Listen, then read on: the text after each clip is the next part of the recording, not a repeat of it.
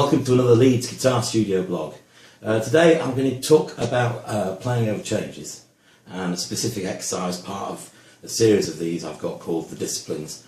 And this one addresses using using harmonic scales. So just to be clear what I mean when I say harmonic scale, I'm not talking about harmonic minor or anything like that, or harmonic major. A harmonic scale is simply where you take whatever mode or scale you're playing and you play through it in thirds, all the way up from 1, 3, 5, 7, 9, 11, blah blah blah. So basically you're spelling out the innate tonality of that particular mode. So if you're playing an Ionian or major scale, you're going to get C major 7th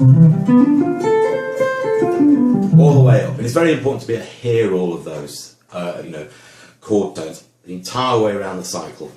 And so when you're improvising, you need to be able to hear when something's changed and move into the appropriate set of notes. So you're hearing the entire chord all the way through, from the root all the way up to the upper extensions, the 13. So basically this is the sort of little exercise I do in lessons with students, and ideally you do it with two guitarists. So one guitarist, and a pianist, or anybody can play chords. So one guy will play as random a chord as you can manage, so A7. And the other participating guitarist will start and try and play from wherever they are on the neck. So they start on the bottom string, and they will play through from wherever the nearest chord tone is that they can hear. So for instance, I'm going to play as if I've got a 6th string, but so from the C sharp there. And then when that changes to the next random chord, so for the sake of argument, I don't know,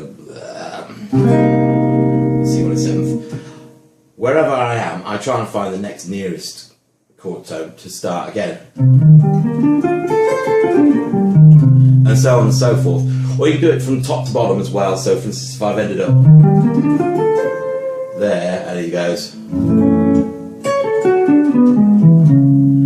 I just carry on from where I am. But you're always looking for the shortest connection, as it were, the shortest distance from the note you're on to the next chord tone you can hear. So you've got to be able to hear this. And this enables you to negotiate chord changes in a much more natural way, rather than relying on symbols. You've got a real book in front of you and it says A7, C7, all that. There's only so much value. You can't improvise fluidly if you're thinking in symbols. You've got to be able to hear it and making those connections. So that's the basic concept. I'm just going to do a quick demo. I've got some random chords, or basically sets of chords that are going to be played randomly by the computer. I'm going to sort of demonstrate that in practice, and laters. Okay, so here's the little demo of how to use the audio files. So there's 12 of them, and they're divided into 3 groups of 4. You've got 4 major 7th chords, 4 minor 7th chords, and 4 dominant 7th chords. So 3 main chord types, and they're all basically played 4 times, so sustained a little bit, so you've got time to play over them and figure it out. And then you just load them into Windows Media Player, or the media player of your choice, and set it to random.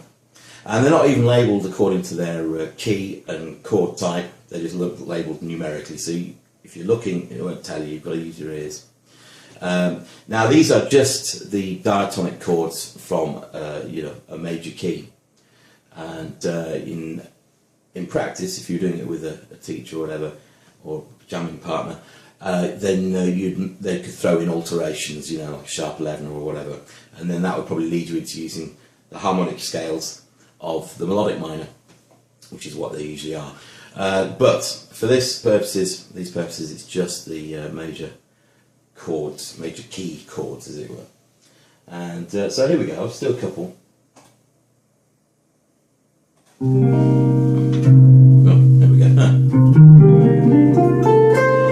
So I randomly landed on the right note. There's one, okay. And then it's going to throw me a curveball probably.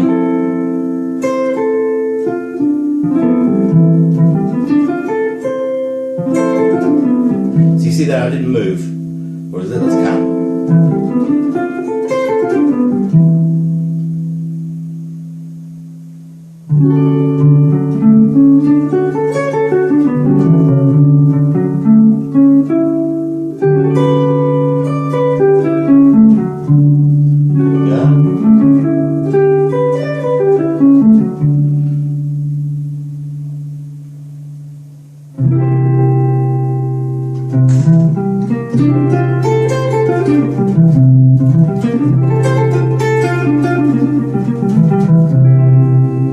Okay, so you see I've not moved out of that position, I've always tried to find the nearest note.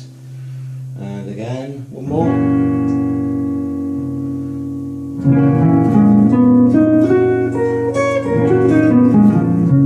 Oops. So it's surprisingly tricky, this. So you get the idea. Okay. Download the MP3s, check out the blog entry, there'll be more detail. And yeah, get your ears switched on, man.